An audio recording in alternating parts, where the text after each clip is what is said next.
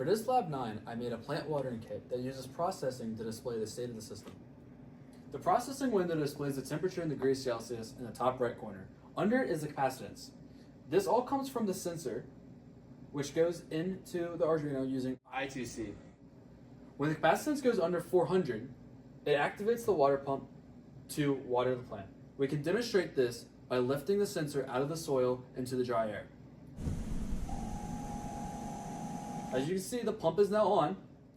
Anytime the Arduino commands the water pump to activate, the processing shows rain to demonstrate that the pump is now on. For this project, our water reservoir is a mason jar. We have a 6mm tubing that hooks up to our 3-volt water pump.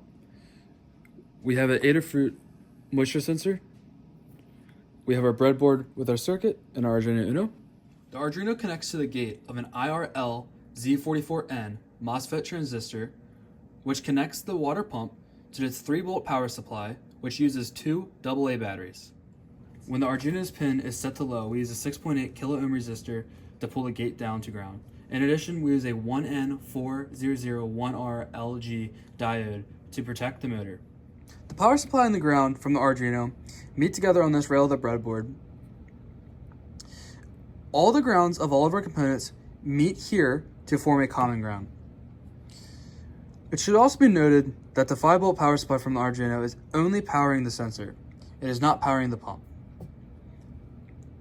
As a short summary of this circuit, 3-volt power supply here controls the water pump using this MOSFET.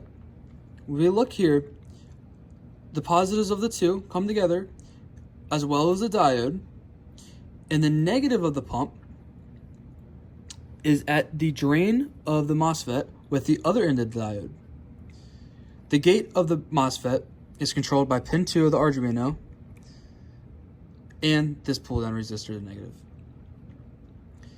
The supply of the MOSFET is connected directly to that common ground. Since I mainly grow succulents, I needed a pot with very good drainage. To do that, I actually used the last 4 of my UID numbers as the drainage holes for this pot. And then I also 3D printed a piece to hold the hose that also has my UID numbers on it.